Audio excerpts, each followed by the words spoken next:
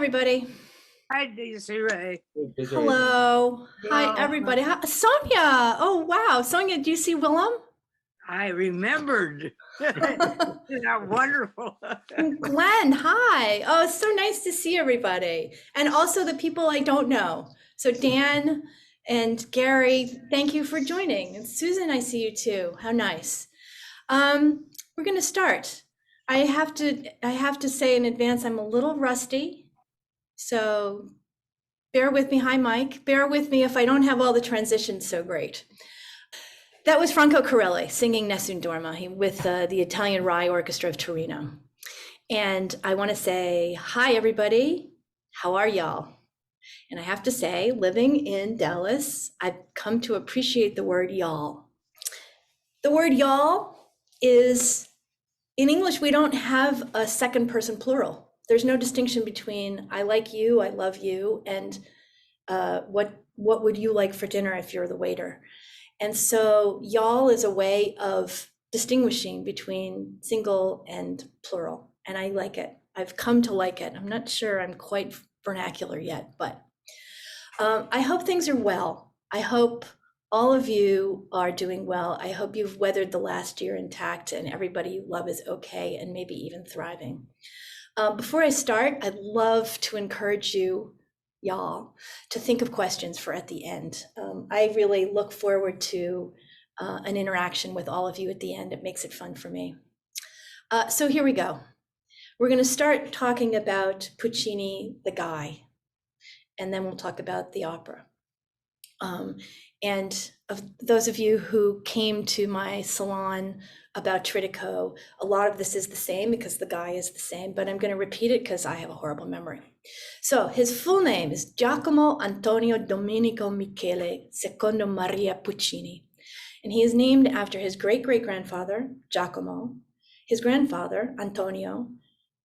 Oh no, his great-great-great. Anyway, it's the 4 generations before him, Giacomo Antonio Domenico Michele.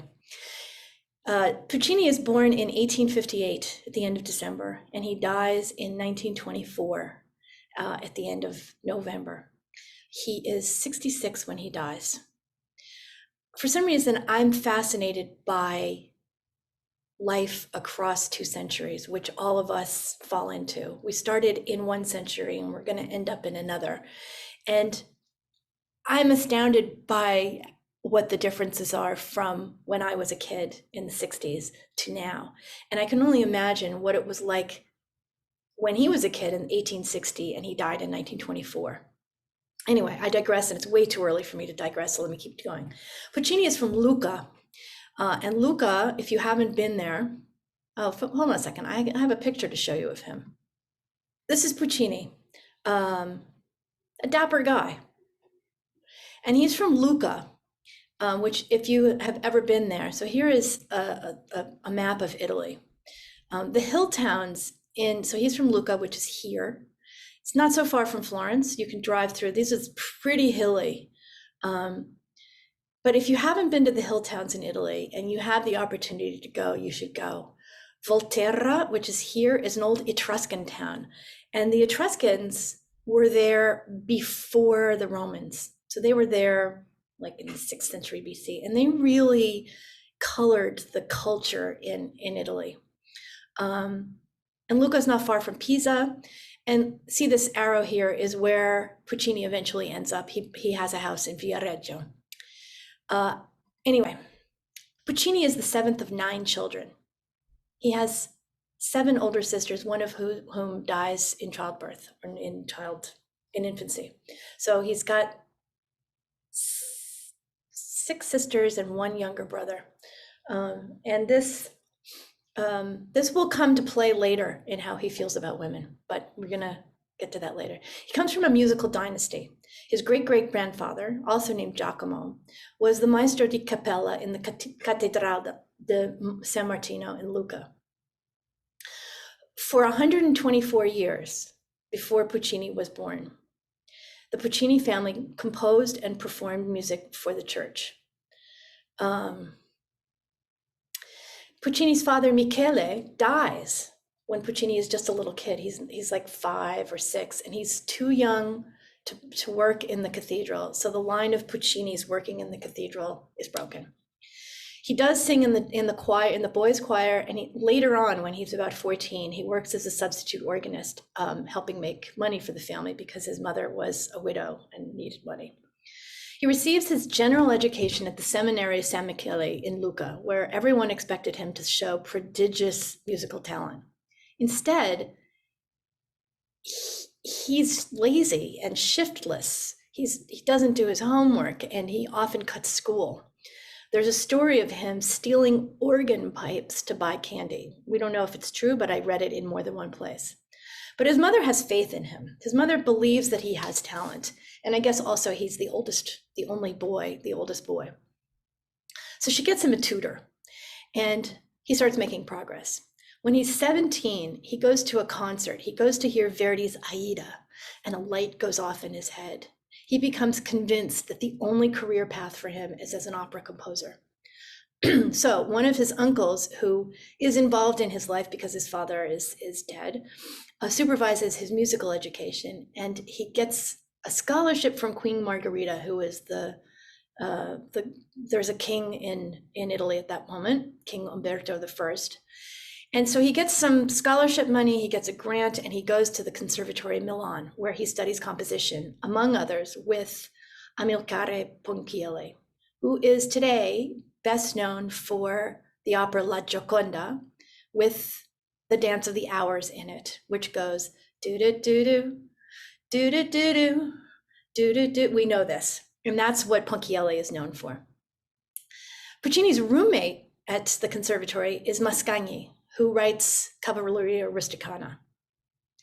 In 1880, when he's 22, Puccini composes his Mass, which marks the culmination of his family's long association with church music, because this is the last thing he writes for the church. The Mass attracts attention and is the first mark he's made stepping into the realm of the great Italian composers. When he was at the Conservatory, he was poor. He was really poor. And this frugal nature of his stays with him forever. When he's older, he's known as being incredibly stingy, even when he was really rich. And he's always like on the lookout to make a buck.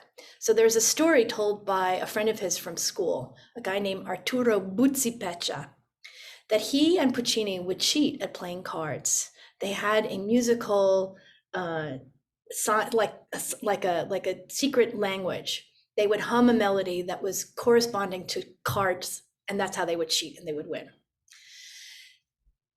As an aside, though, I read a lot about Puccini, that he was a womanizer and he was stingy and he was nasty.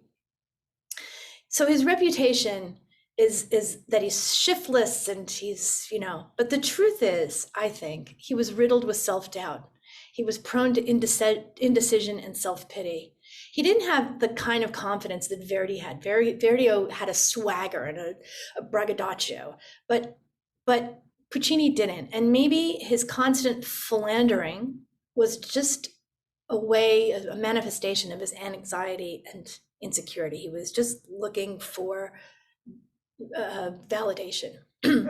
Makes me think you don't really ever know what another person is thinking, and it's really easy to judge them one way or the other, not knowing for sure why they act the way they do. Just saying. Anyway, in 1883, his orchestral piece, Capriccio Sinfonico, which was his thesis in composition at the Conservatory, is performed in a student concert, and it gets a review in the Milan press. It gets a good review. And this really is the moment when he steps into his career as a great composer. His teacher, after that concert, encourages him to write an opera for a competition, and he does. They match him up in school with a librettist, a guy named Ferdinando Fontana, and Puccini writes an opera called Le Villi. He enters it into the competition, and he doesn't win, but he gets the attention of the publishing house Ricordi, which was the place to have your stuff. I don't know if you guys can hear the dog whining in the back, but sorry about that.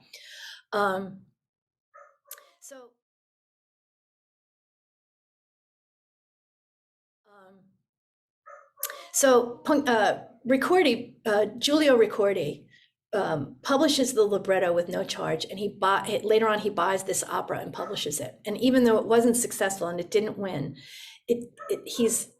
Puccini is gradually making his way into being a famous composer. His next opera is called Edgar, and again he is paired with this librettist called Fontana, and the opera is a huge flop. Ricordi feels that the work was, the composition was good, but the libretto was weak. And so he's determined to keep supporting Puccini.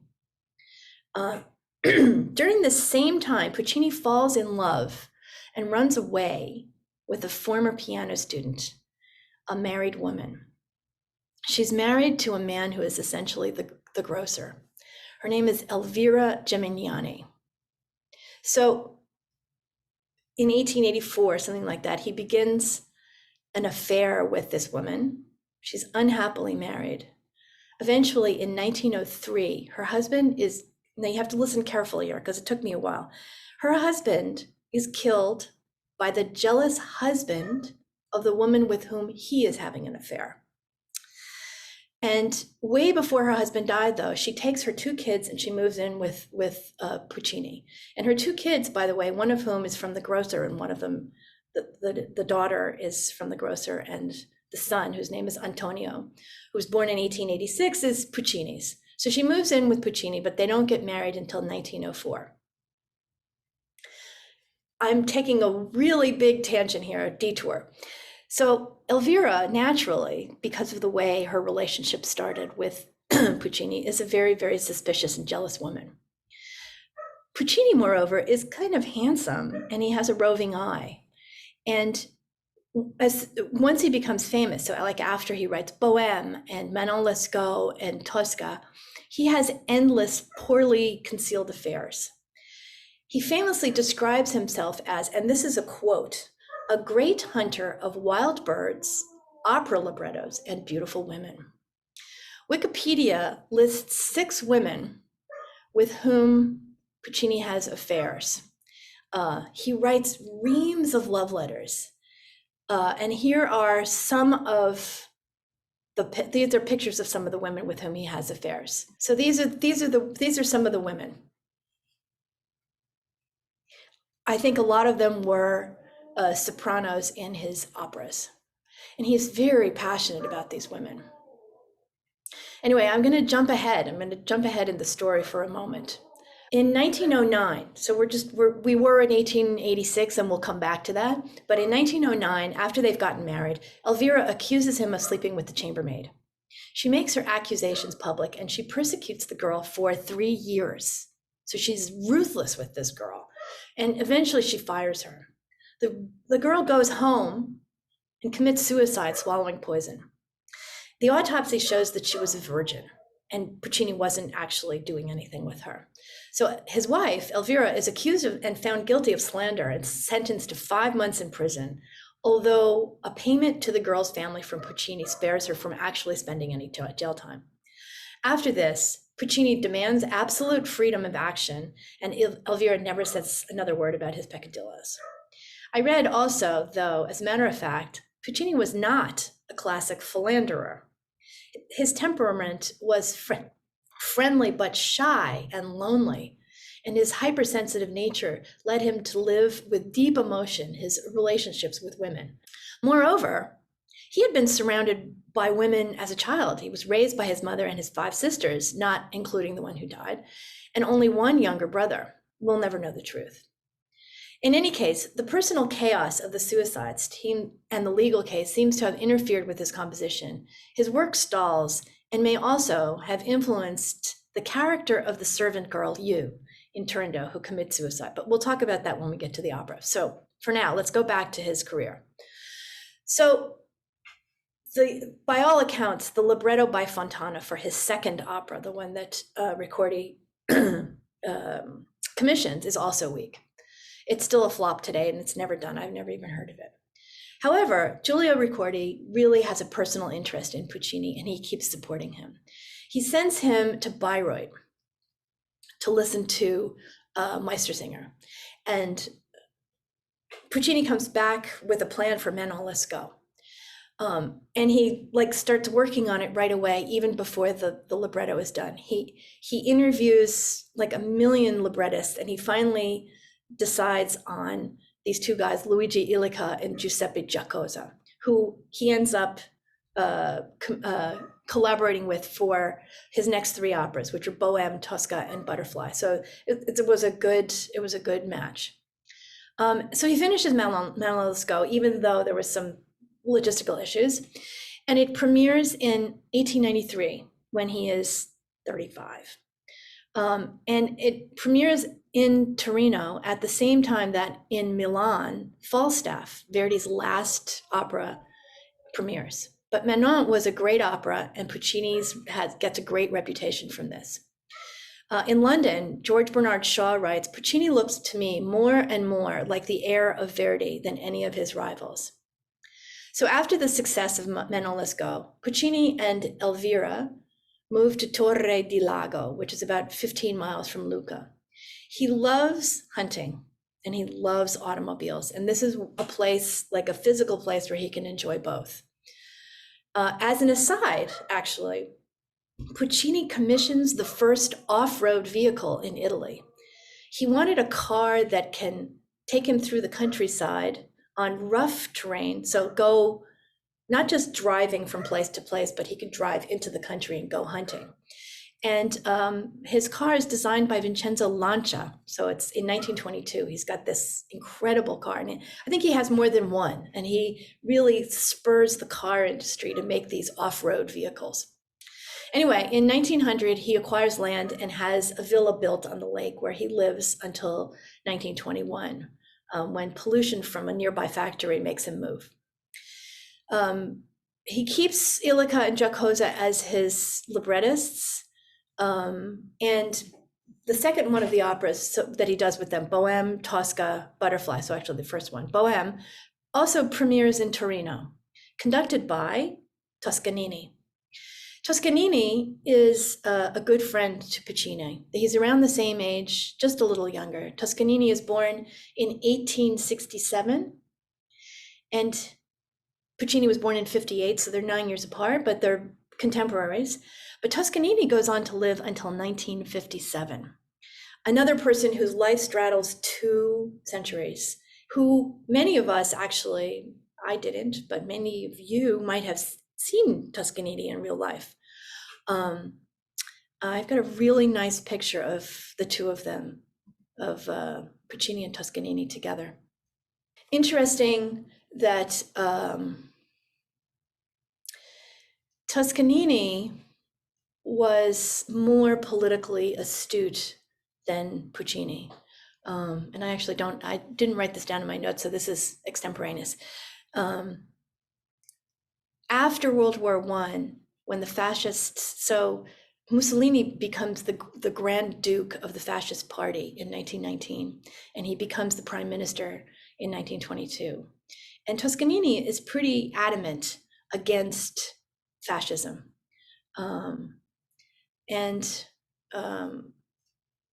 Puccini doesn't really pay attention to that, but he did do some charitable work for people coming back from the war. He gave money and he helped people out. So, and I'm going I'm off my notes here.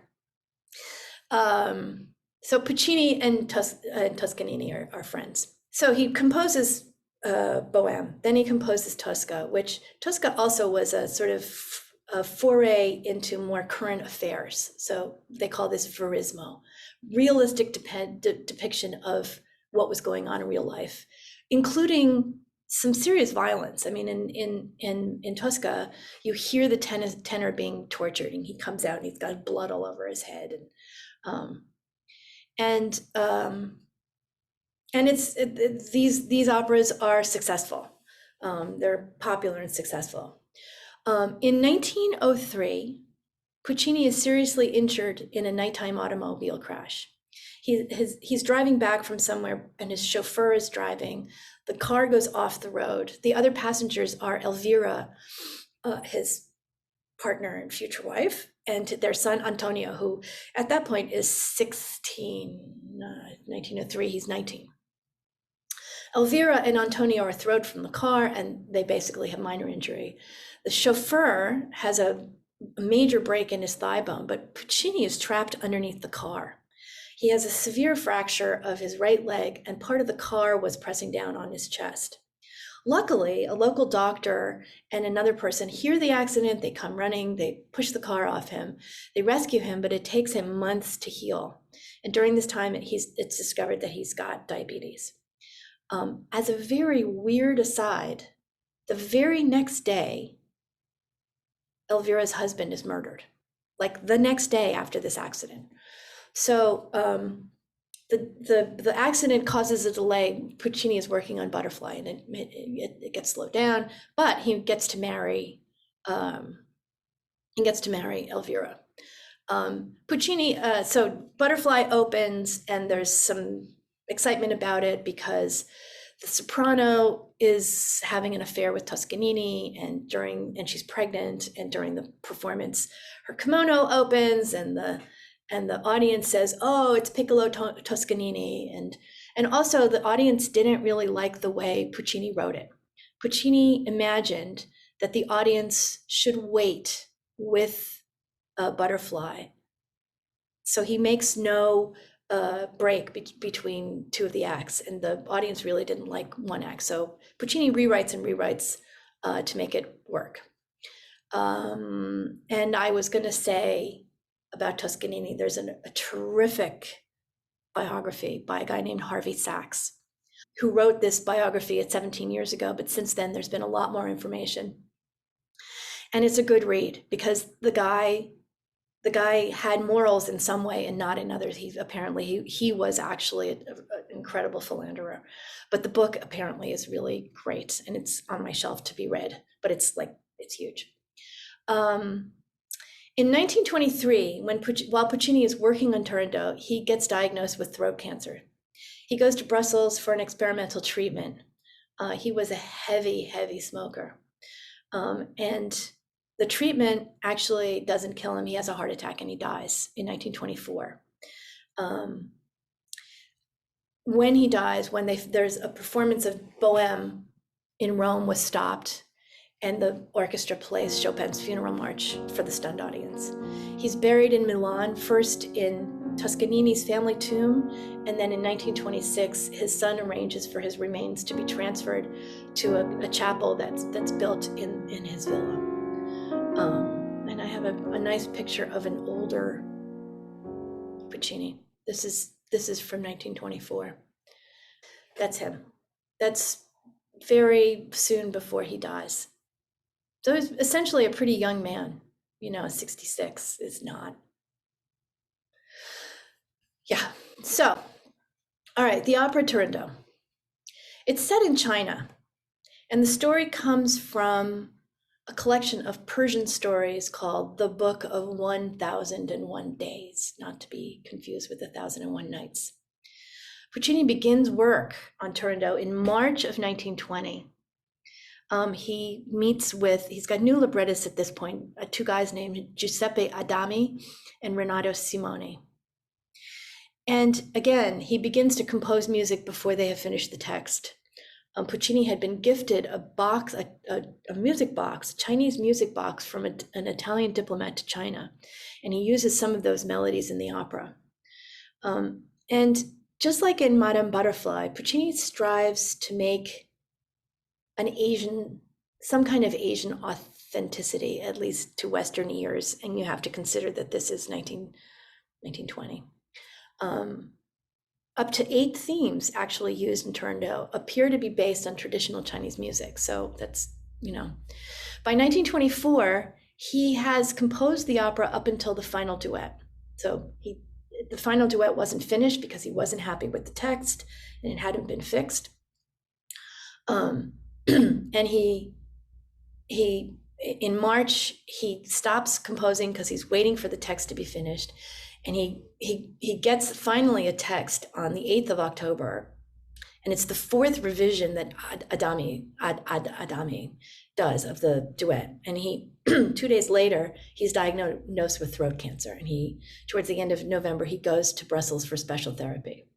Puccini and his wife actually never knew how serious the cancer was, as the doctor only told his son how serious the prognosis was. Puccini, though, seems to have had some inkling of how serious it was, because before he went to Brussels, he goes to Toscanini and he plays most of the opera for him on his piano. And he says to him, "Don't let my Turandot die." He also tells Toscanini, and this is actually a quote that I've seen in more than one place, "If I don't succeed in finishing it at this point, someone will come to the footlights." And this point meaning at the point where he was, which was after Liu dies. And after that, there's this duet, which wasn't written yet. So at this point, someone will come to the footlights and say, "The author composed until here, and then he died." Toscanini relays Puccini's words with great emotion, and all of Puccini's family and publishers swiftly decide that this is the way it should happen on the evening of the first performance. So the opera appears as it was, with the anguish of being unable to finish it.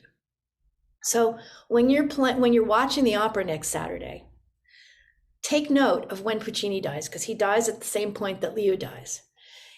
And even though he left behind 36 pages of sketches, he hadn't finished it, and it hadn't been orchestrated, and he hadn't put it together. And there was music missing, and some parts of the libretto weren't the way he liked them.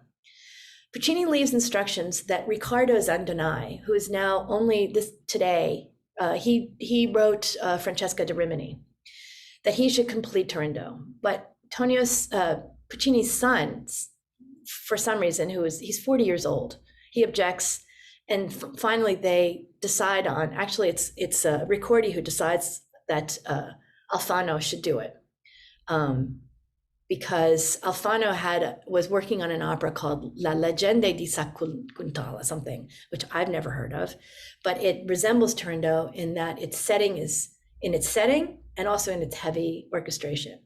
So Alfano makes a first draft. He adds some music of his own, and he adds some sentences to the libretto.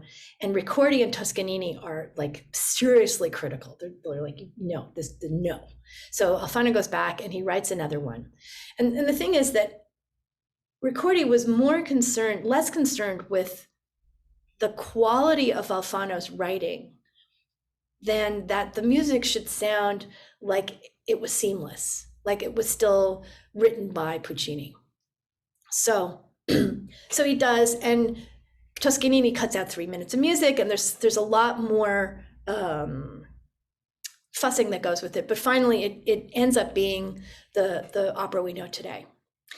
And this opera was not performed in the People's Republic of China until 1998. The government felt that it portrayed China and the Chinese unfavorably. And in 1988, it was performed for 8 nights, and it was called Turandot at the Forbidden City. And it was complete with opulent sets, and they used soldiers from the People's Liberation Army. The conductor was Zubin Mehta, and among the singers, there were more than one cast, but Sharon Sweet sang the princess, Barbara Frittoli sang Liu.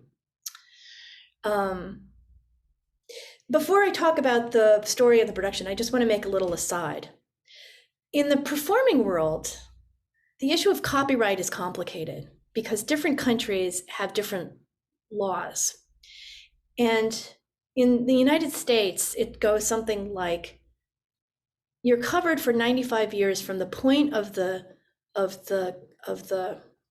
copyright if it was written before 1978. Otherwise, it's 70 years from the death of the composer. And what makes this complicated, and in Italy, I think it's been 70 years from the death of the composer. What makes this complicated is that Puccini dies in 1924, but Alfano doesn't die until 1954. So Turandot, the opera, the way we perform it these days, is still under copyright. So Riccardi, the publishing house, is still collecting royalty from every performance, and you can't. You have to rent the parts. You have to pay royalties when you perform it, which I think is really interesting. This is something that always comes up when we audition librarians at the Met. It also comes up when, let's say, we're playing a park concert, and let's say the tenor gets sick, the scheduled tenor gets sick, and the cover tenor is not comfortable with the arias that the original tenor was going to sing. He just doesn't, he's not comfortable. And he says, look, I want to do Nessun Dorma. And so the librarians have to make sure that they make a payment for that, even though it's and they have to know this. I'm just saying it's complicated. Something that as a performer, you actually never think about, but the librarians always have to think about. There have been other people who have written different endings, Luciano Berio being one of them. I've never heard it. I'd love to hear it. But the one that Alfano did is the one that's most done. And one more thing. There's many things about this opera that are not politically correct. Puccini's music, written in 1920, is clearly not authentically Chinese. Essentially, it's a Western projection of the East, and it has contradictions, distortions, and horrible racial stereotypes. I could spend a lot of time on that, but for our purposes today, we won't. But if any of you have any thoughts on that, please email me, because I like seeing a different perspective. And as I said at the beginning before we started, one of the reasons I chose to focus on this particular opera, Turandot, not only because it's going to be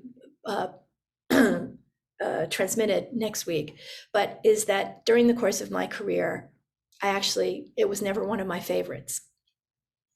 I find the music bombastic, and I feel that it lacks the sensitive elasticity of his other works. I feel like there is a sense of subtlety and nuance that I appreciate in his other operas. For instance, in the second act of Tosca, the pacing is so delicate, the soprano has a big aria, the tenor has a big aria, and at the end, after she kills the bad guy, we really feel her emotional struggle through the music. And in Turandot, there's not a lot which is left to our imagination. We're pretty much hit over the head with what's going on, whether it's the palace guards manhandling Liu or the teeming masses outside the palace. That being said, perhaps Puccini does this on purpose, and it's just not my taste. It's not that it's not good. So in my older years, I'm trying to avoid looking at art as good or bad. I'm trying to talk about whether or not I like it, rather than whether it's good. Okay, so here is the cast of characters. So Turandot is a soprano. Her father, the emperor, we hear him sing he's a minor character, and he's usually sung by a tenor in his late career. Timur, who is a bass, is the father of the Prince Khalaf, his son, who's a tenor. So essentially the Khalaf and Turandot are the main people. And then you have Liu, who's the slave girl, and she's a soprano. So then there's Ping Pang Peng, who are, they work in the palace. And there's the Prince of Persia, who is the tenor who comes knocking at the princess's door before Khalaf. And there's the executioner. All right, so here is my take on the story. And this is sort of the Reader's Digest version. There's a princess. Maybe she's beautiful, maybe she's not, but she's of a certain age when it is time to get married. She doesn't want to get married. So she designs a difficult test of riddles, which when you fail, she has your head cut off and put on a stake outside the palace as a warning to other suitors. As the opera opens, the Prince of Persia has failed to answer the question, and he is going to be beheaded by the next rising moon. The crowd surges towards the palace gates, and the guards push them back. And there's an old blind man who falls, and his servant girl cries out. There's a young man in the crowd who hears the cries and recognizes his long-lost father, Timur, the deposed king of Tartary, which, I had to look this up, is sort of Afghanistan, Kazakhstan, Mongolia, sort of, not exactly China, but Eurasia. So it's the blind king and his slave girl, Liu. The young prince is overjoyed to see his father, but encourages him to keep quiet about his identity. The Chinese rulers may kill him or harm him. The father tells him that all his other servants were disloyal, except Liu, who claims that a smile from the young Prince Kalaf back in the day is what kept her faithful. At this point, Liu sings a beautiful aria.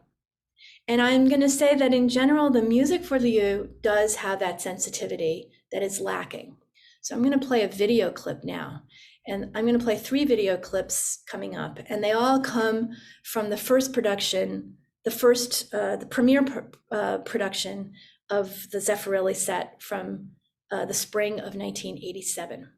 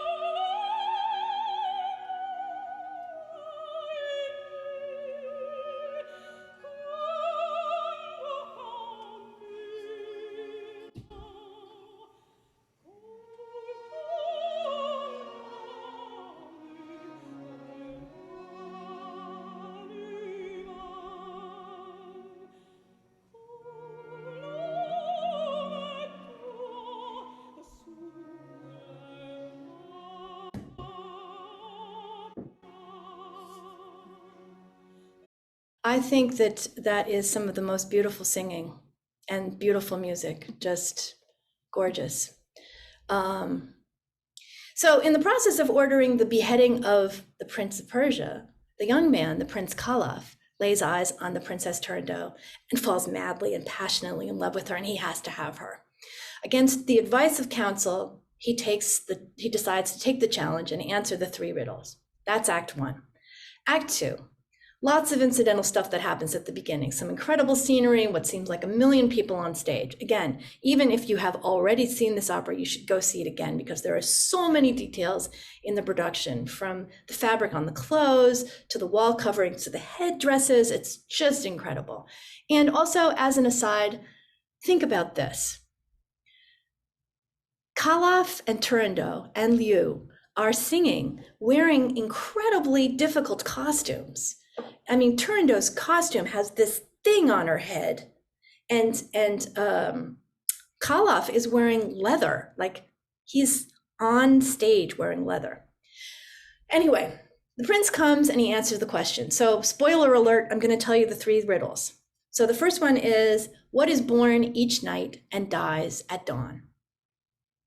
Kalaf knows this, no problem. It's hope. Number 2, what flickers red and warm like a flame, but is not fire? No problem. Kalaf knows this one right away too. It's blood. The third one is a little more complicated. What is ice, which gives you fire, and which your fire freezes still more? Kalaf has to think about this one, but he gets the answer. It's Turandot.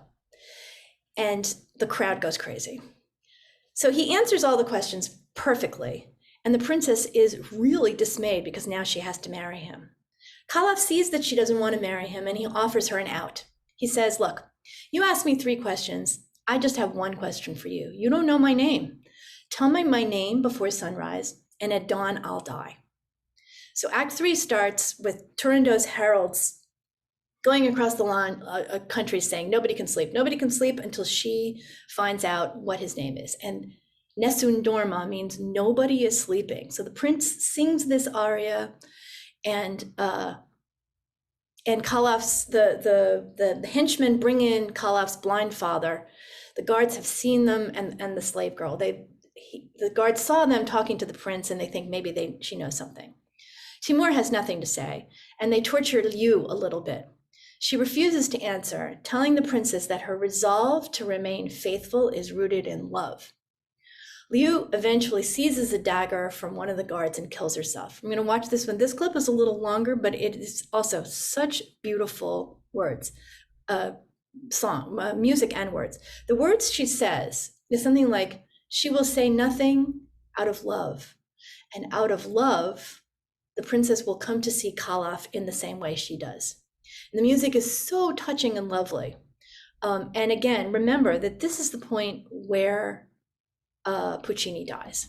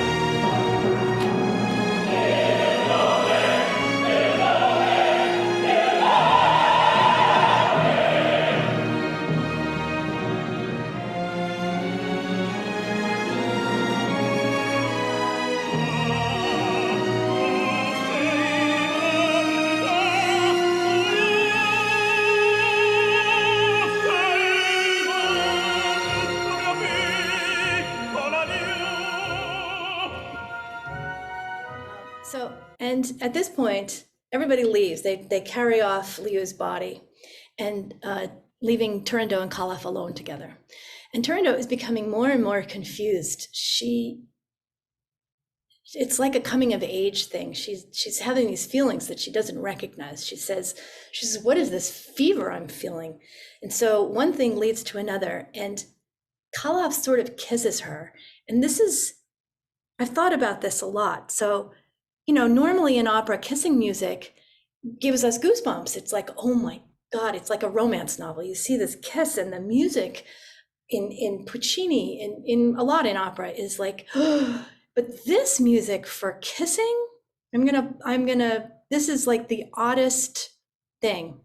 And I don't know if this comes from Puccini's sketches or if this is Alfano.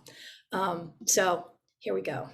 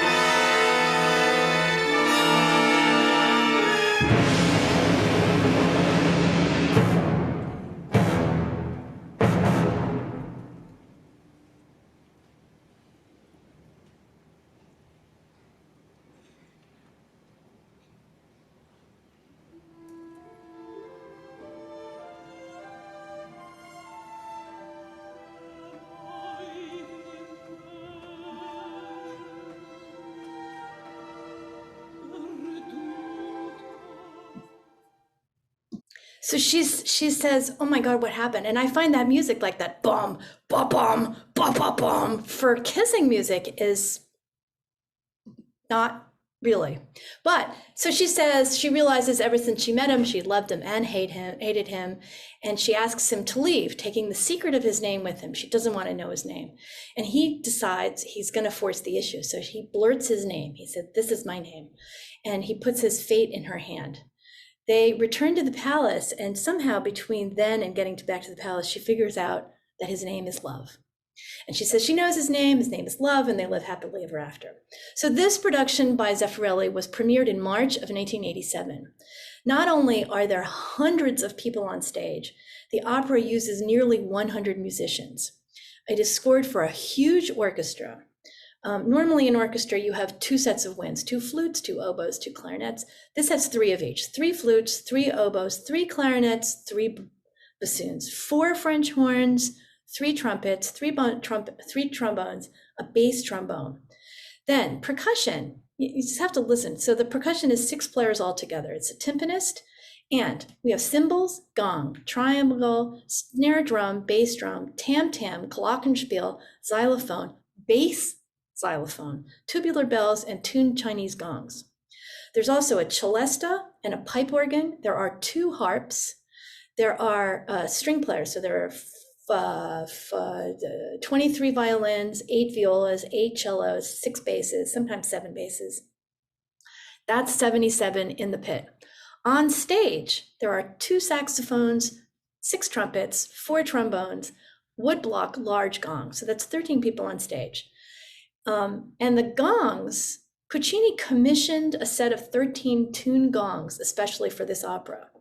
And through a long story, which if you're interested, I'll tell you, in 1987, the percussionist of the New York City Opera bought those very gongs for his own collection. So I'm wrapping it up here. If you have the chance, go to the movie theater and watch the HD transmission. It's next Saturday, May 7th. And Turandot is the Ukrainian soprano Ludmila Monastritska. The tenor is Young-hoon Lee, who has an incredibly powerful tenor voice. And Ermonela Yaho sings Liu. And the legendary bass, Ferruccio Furlanetto, sings the role of the blind king Timur. When you go to see the HD in the movie theater, see if you can stay for some of the intermission feature. What they usually do is when the act ends, they do some talking, and then you'll still have enough time to go to the bathroom. And you should stay for the talking, because not only is it really interesting to see, they interview the singers as soon as they come off the stage, but you also in the background see the stagehands moving all the sets, and it's like an erector set or like Lego. The stagehands do an incredible job. They have to, break down something and rebuild, and all the parts are marked. And you see these guys it's like ballet. So stay for that. And there is still more that I could say about the fact that the soprano Anna Netrebko was unhired, and in her place is a Ukrainian soprano. It's a reflection of current times. And I'm very pleased that the Met is coming to support artists in need. I just will say, particularly after the difficult time had by artists in the pandemic. Okay, that's all I got. I'm gonna put you guys on gallery view so I can see all of you. And any questions? So unmute yourselves.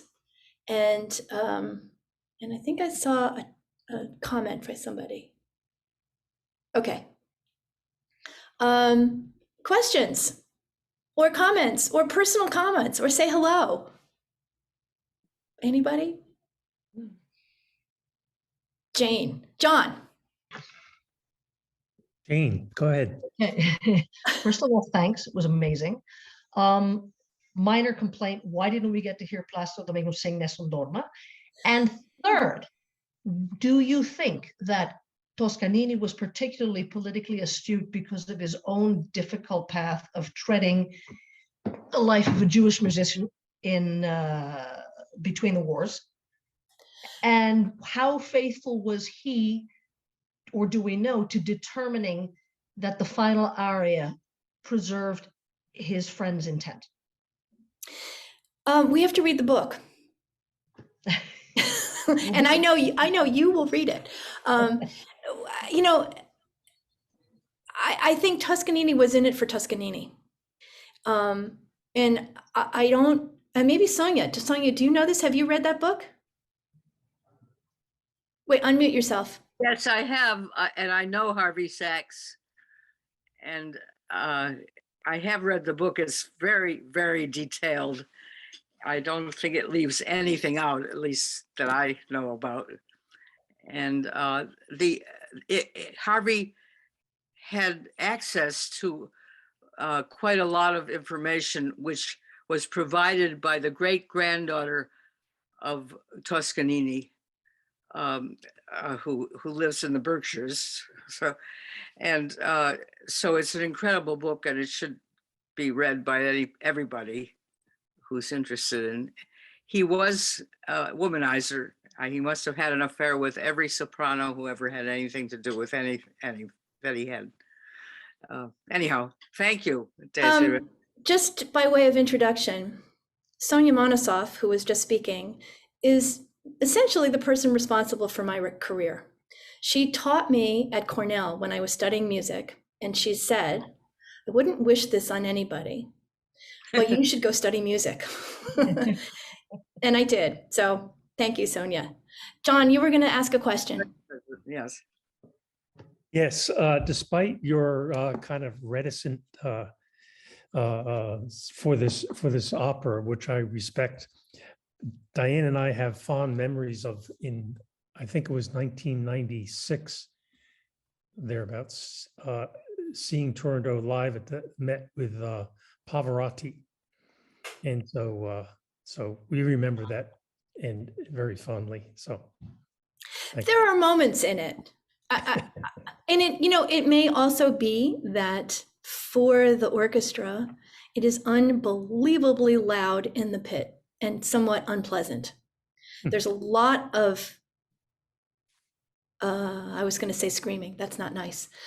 There's a lot of loud singing on stage, not just by the principal singers, but also by the chorus. The chorus really belts it out. And they sit at the edge of the stage.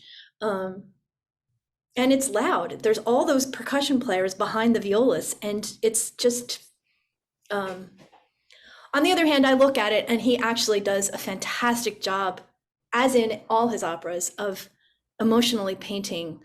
He puts in music the feeling. So if I look at that kissing music, in fact, it is what she is feeling. She's like, she is essentially like a 13-year-old who's having her first kiss unexpectedly. And, so maybe he paints that music well. Any other questions? Hi. Marie, oh, hi. Hi. Our 89.9 classical station here in Portland today brought us Madame Butterfly, in fact, from the Met. And I've always had the question, so this all just reinforces it. Do you know of anything in Puccini's life or occurrence that led him to so deeply explore Asian settings? No, I mean, I don't know the origins of Madame Butterfly. Except that it's a spectacular story. It's a really neat story, because a lot of these operas have really stupid stories. But the Turandot was that he had seen this collection of stories, these Persian stories, and he liked the story. And he who knows that he traveled to Bayreuth, and who knows that on the train he was reading something. I don't know. I don't know. But I could look that up. Puccini, interest in Asian. Well, I probably should too. Yeah, I mean, and if anybody else finds something, let me know. Any other? Desiree, I'm anything? just going to ask you, will you be giving us a salon on Lucia? I thought about it, but Lucia is also one of those operas I don't really like.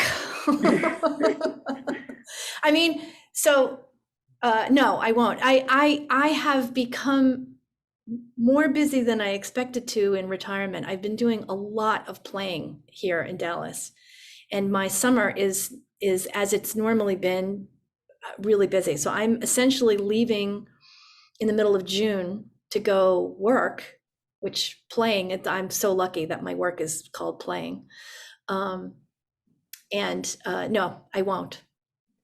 There are some moments in Lucia that I like too. That, the problem with Donizetti and the earlier the bel canto operas is that in the orchestra the violins get most of the good stuff to play, and the violas play papa, papa all night long. So it's not that I don't like the opera; it's that it's not fun to play. So I would much rather play Wagner, where you are scrubbing all night long, than, I see Sonia laughing. Anything else? Glenn? I just wanted to say something. We were, the first time not the first time we saw Turandot, but one of the times we saw Turandot, we were there the night that they had forgotten to put out the hammer or whatever it was to hit the gong. Yes. And so someone took off his shoe, Yep. and it didn't make a very pretty sound. But every time I've seen Turandot after that, I've sort of missed not having that shoe, because that was such a wonderful moment. I remember that night. I remember that. It's and somehow to me it underscores what I came to learn. So I was the assistant manager of the orchestra for 12 years. And my first season as the assistant manager, and a lot of what the assistant manager does is just make sure that everybody gets scheduled and everybody shows up. And as time went on, I realized that there is always something that happens in the theater. There are so many moving parts that someone forgets, someone falls, someone gets sick, doesn't have time to get into the costume. So you have a double who is wearing the costume, and the singer, another singer, is singing from off stage. You have when I was orchestra manager, so the orchestra manager has to start the performance, and you have to make sure everybody's there. And we were starting Bohème, and I had no second oboe. Like, either didn't get scheduled, got stuck in traffic, I don't know what. So I have to go to the conductor and say, Maestro, look, we have no second oboe. Should we start? Should we not start? And luckily, he's like, yeah, we'll start. It'll be fine. And I'm like, well, I'm not going to be in the pit because I've got to be calling. There's always something that happens. So that bit with the shoe, I remember it. And there's times when there's scenery problems, and they just slowly have to stop the performance, and the curtain just comes down. Glenn, do you have a question? No question, but that's an interesting anecdote about backstage and what goes on in opera production. That's fascinating to me. Oh, definitely. And as an orchestra player, you don't often see that, except every once in a while you go backstage to play a stage band, like in Don Giovanni or in Traviata. And then you see what is going on 20 feet from where, like, the two singers are having this like incredibly passionate moment, and 20 feet away, there's like guys moving chords and all kinds of stuff. It's amazing. Susan. Yeah, I just remembered a performance at Turandot where Pavarotti at this point had become so enormous that he could barely move. And when Calaf is supposed to run up and hit the gong to signify that he's going to compete for the hand of Turandot, he couldn't do it. And they had a substitute runner to go up and hit the gong. It was very funny because this young kid sort of sprints up there and hits the gong. Yeah. To be Calaf. He also later on in Elazığ needed a stool on stage. But man, what a voice, right? What a voice. It was worth it. Yes, what a voice. John. I can't remember 9/11. How did you folks treat it? Did you do something special in the performance? I also don't remember. I know that when we came back to work in rehearsal, we had a moment of silence. We had, I don't remember. I can find out though, because I'm curious now. You know, I was at the opera right after 9/11 when Giuliani came in, and it was like a hero had entered. Everybody turned, and he was marvelous. You remember 9/11, Yeah. different than now. Well, I mean, it still is, there still are celebrities who come into the opera, and typically they come in at the last moment, but still it's like, I remember Bill and Hillary came, and I could stand up from the pit and take a picture. But I mean, it's like you can, if you're in the pit, you can't really see the orchestra. You can, but you can tell like everybody is like looking at something in one spot in the orchestra. So it's really something. Good. Anything else?